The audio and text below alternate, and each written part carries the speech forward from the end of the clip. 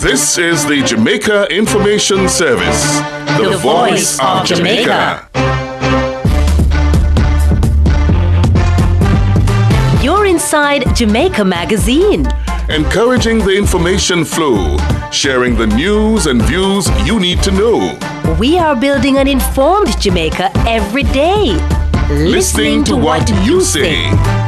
It's Wednesday, November 4. Welcome and thanks for joining us on this another edition of Jamaica Magazine. I am your host, Alison Watson. Later on in the program, we continue to explore the work of the Bureau of Standards. But first, Prime Minister says departure of Central Bank Governor will not disrupt Jamaica's IMF negotiations.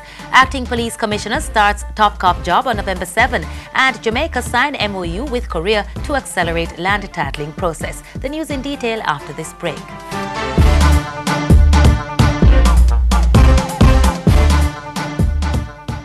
This is my appeal, Jamaica. Give blood for it. Give blood and give the gift of life. So safe you don't have to think twice. Do what you can for one another. Yeah, man. Be a hero, be a blood donor. Yeah, me people. Watch it. Give blood. For your sister and your brother, save the life of another. You might never know. Give blood. As you love a life, you love many people. One blood, the Father says so. One blood. Sign up today. Be a blood donor. Many people. One blood.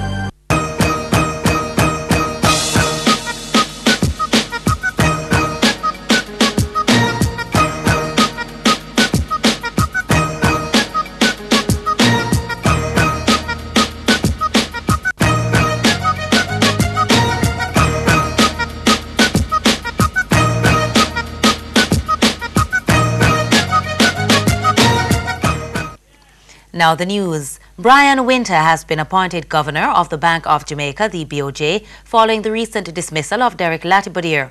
Mr. Winter was a former Executive Director of the Financial Services Commission, the FSC.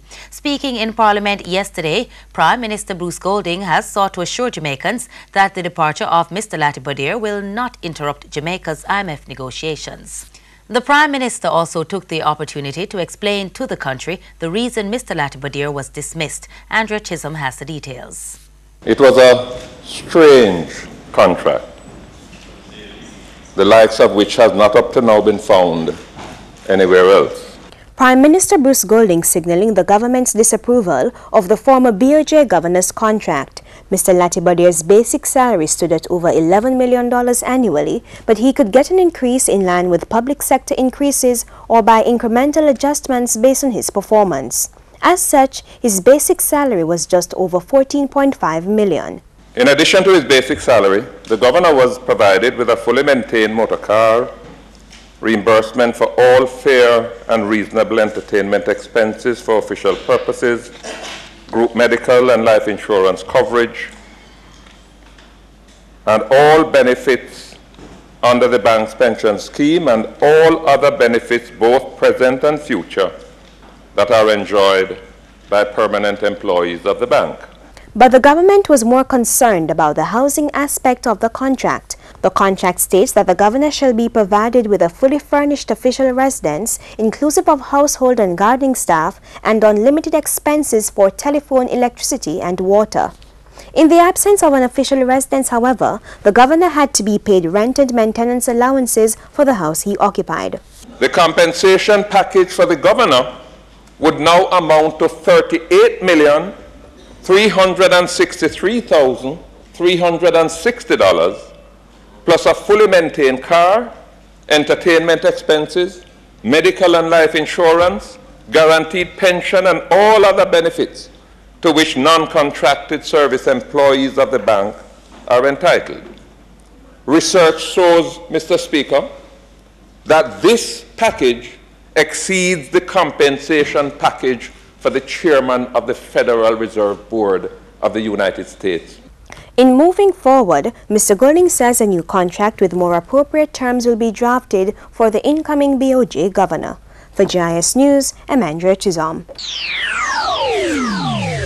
Starting this Saturday, November 7, Assistant Commissioner of Police, ACP Owen Ellington, will begin acting as Police Commissioner. ACP Ellington will be taking on the top cop job, while the Police Service Commission, the PSC, begins the search for a new commissioner. The PSC issued a statement yesterday saying it will be inviting applications through public advertisements. The statement also confirmed that the PSC has accepted the resignation of outgoing Commissioner Rear Admiral Hartley Lewin. While updating Parliament on the matter yesterday, Prime Minister Bruce Golding disclosed that he received word of the Commissioner's resignation from the Chairman of the Police Service Commission on Sunday. He commended Commissioner Lewin for having taken significant steps during his tenure to stamp out corruption within the force. He must be commended for that. Much more is left to be done, and whoever succeeds him must continue that process vigorously and relentlessly. The organizational changes that he initiated must also be continued. The Prime Minister also stressed that the incoming Commissioner of Police will have significant challenge on his or her hands and says the person will need the support of all. No Commissioner of Police can be blamed for the crime that is plaguing us. But it is the job of the Commissioner to mobilize the police force and all the resources at his command to bring the level of crime within tolerable limits. He cannot do it alone. He needs the support of the government. He needs the support of the entire society. But ultimately, the responsibility to lead and organize the police force is his. And he, like the Minister of National Security, like me, and like everyone who leads, must be held accountable. Rear Admiral Hartley Lewin was appointed Commissioner of Police in December of 2007. His resignation letter is reportedly dated Tuesday, October 20 and takes effect on Friday, November 6.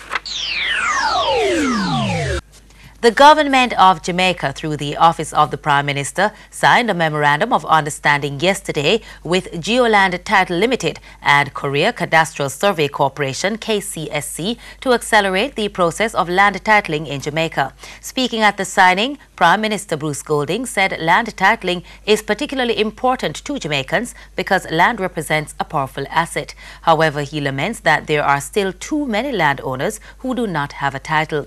Mr. Golding says the government has instituted various programs to expedite the process, but it requires far more institutional capacities. He is therefore delighted at the partnership and is now anxious to see how these resources will accelerate the process. The Prime Minister says the MOU represents the first phase of partnership and is intended to lead to a contract. Meanwhile, President of the KCSC, Mr. Sung Yu Lee, says his team has a track record of successfully completing projects for the government of South Korea related to land consolidation and the digital cadastral map, inclusive of urban redevelopment, enhancement of squatted area and the environment. The Jamaica Public Service Company is intensifying its electricity loss reduction campaign. This was revealed in a press conference held yesterday, where it was stressed that electricity theft is one of the factors contributing to the high cost of the service. The Light and Power Company has been making advances in tackling the problem through increased policing efforts and investment in new technology. Most recently, JPS introduced advanced metering infrastructure for businesses. The efforts have reaped some rewards, as JPS reports recovering some 6 million kilowatt hours so far this year. Let me put 6 million kilowatt hours in context for you. St. Catherine is the largest geographic parish, not necessarily the largest consumer, largest parish. On average, we use or we sell 60,000 kilowatt hours a month, meaning in 10 months, we would have sold 600,000 kilowatt hours. We have recovered 10 times that by virtue of all the work that we have been doing island-wide. The issue remains a major challenge, however, and JPS is planning to ramp up the public awareness component of its electricity loss reduction campaign. The aim is to reduce theft by at least 1% per annum for the next 2 years. The Jamaica National Heritage Trust, the JNHT, last weekend began a series of activities to promote the over 30 declared national monuments for which it is responsible. Executive Director of the Trust, Lalita Davis Mattis, describes the initiative as an opening up of sites and structures which are particularly unknown to most Jamaicans. Our reporter Ramona Lawson was on hand for the tour and has the details. On Saturday,